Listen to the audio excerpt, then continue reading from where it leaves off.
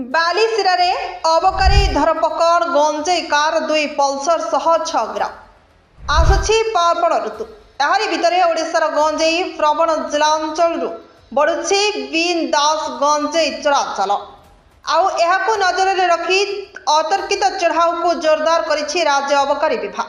ରାଜ୍ୟ ଅବକାରୀ commissioner P Annesha Reddy ଓ ଦକ୍ଷିଣାଞ୍ଚଳ ଅବକାରୀ ଏଜେଣ୍ଟ କମିଶନର ଡମ୍ବରୁଧର ଖଣ୍ଡାଙ୍କ ନିର୍ଦ୍ଦେଶ ପ୍ରକାରେ ଅବକାରୀ ଡିଏସ୍ପି ଶ୍ରୁତିକାନ୍ତ ରାଉତ ସଦଳ ବେଳେ ଆଜି ଗଞ୍ଜାମ ଜିଲ୍ଲାର ଆସିକା ଭଞ୍ଜନଗର ମୁଖ୍ୟ ରାସ୍ତା ବାଲିସିରାଠାରେ ଚଢ଼ାଉ କରି ଗୋଟିଏ ଇନୋଭା କାର ଗଞ୍ଜେଇ ଚାଲାଣ ଏସ୍କର୍ଟରେ ଥିବା 2ଟି 220 ସିସି ପଲ୍ସର ମୋଟର ସାଇକେଲ ପ୍ରାୟ 50 କିଲୋଗ୍ରାମ ଗଞ୍ଜେଇ 2 କୋଟି ଆଣ୍ଡ୍ରଏଡ୍ ମୋବାଇଲ ଫୋନ୍ ସହିତ ଗଞ୍ଜେଇ ଚାଲାଣରେ ସମ୍ପୃକ୍ତ ଅଭିଯୋଗରେ 6 ଜଣ ଅଭିଯୁକ୍ତଙ୍କୁ ଗିରଫ କରାଯାଇଛି।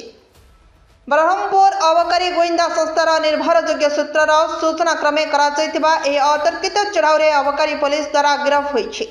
ଏହି 6 ଜଣ କନ୍ଧମାଳ ଅଞ୍ଚଳର ଦୁଶାସନ ମଲ୍ଲିକ, ଜିତେନ୍ଦ୍ର ମଲ୍ଲିକ, ଅଜିତ କୁମାର ଦିଗାଲ, ସତ୍ୟନାରାୟଣ ମଲ୍ଲିକ, ପ୍ରକାଶ ମଲ୍ଲିକ ଏବଂ ସାମୁଏଲ ଦିଗାଲ ହୋଇଥିବା ସୂଚନା ମିଳିଛି। ଧରପକଡ଼ରେ ଜବତ 50 କେଜି ଗଞ୍ଜେଇର ଆନୁମାନିକ ବଜାର ମୂଲ୍ୟ ପ୍ରାୟ 30 ଲକ୍ଷ ଟଙ୍କା ହେବ ଆକଳନ କରାଯାଇଥିବା ବେଳେ ଅଭିଯୁକ୍ତମାନେ ଏହି ଅବୈଧ ଗଞ୍ଜେଇକୁ କନ୍ଧମାଳରୁ ଭୁବନେଶ୍ୱର ନେଉଥିଲେ ବୋଲି ସ୍ୱୀକାର କରିଛନ୍ତି।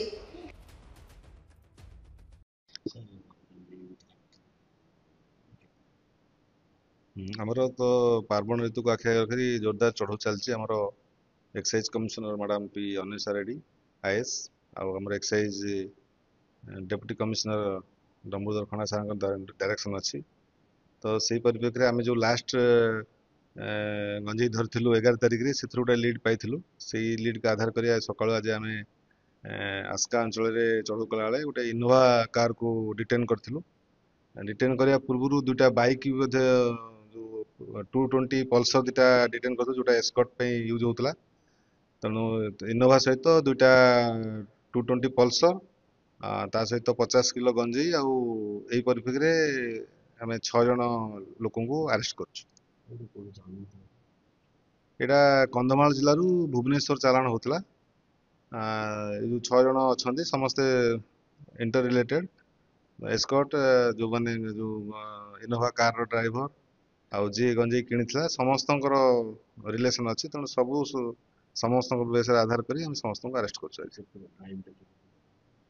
ଡ୍ରାଇଭଟା ଆମର ସେ ଯେଉଁ ଲିଡ଼ିଂ ପାଇଥିଲୁ, ସେଥିରୁ ଆମେ ଖବର ପାଇଥିଲୁ ଯେ ଇନୋଭା ଯେଉଁ କାରର ଡ୍ରାଇଭର ଅଛି, ଓନର କମ୍ ଡ୍ରାଇଭର, ସିଏ ଆଗରୁ ଥରେ ଦୁଇଥର ଏମିତି ଯେଉଁମାନେ ଧରା ପଡ଼ିଥିଲା ଲାଷ୍ଟ 11 ତାରିଖ ତାଙ୍କ ସହିତ କଣ୍ଟାକ୍ଟ କରିଥିଲା। ତେଣୁ ତାଙ୍କୁ ବେସ୍ କରିକି ଆମ ଯେଉଁ ଲିଡ୍ ମିଳିଥିଲା, ଆମେ ତାକୁ ଆମର ଯେଉଁ ଇନଫର୍ମର ଅଛି ଆମେ ତାକୁ ସ୍ପାଇକୁ ଏନଗେଜ୍ କରିଥିଲୁ। ତ ସେଇ ବେସିସ୍ରେ ଆମେ ତାକୁ ଆଜି ସକ୍ସେସ୍ ହେଇଛୁ।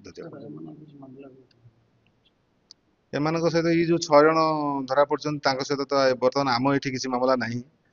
ଯଦି local Kandhamal excise, Kandhamal police local କିଛି ଥିବ, ଆମେ ତାଙ୍କର କ୍ରିମିନାଲ ଆଣ୍ଟିସିଡେଣ୍ଟ ଭେରିଫାଏ କରିବୁ, ତାଙ୍କୁ ମାଗିବୁ। ଯଦି ଆସିଲେ ତାକୁ in due course of time କୋର୍ଟରେ ପ୍ରଡ୍ୟୁସ୍ କରିବୁ।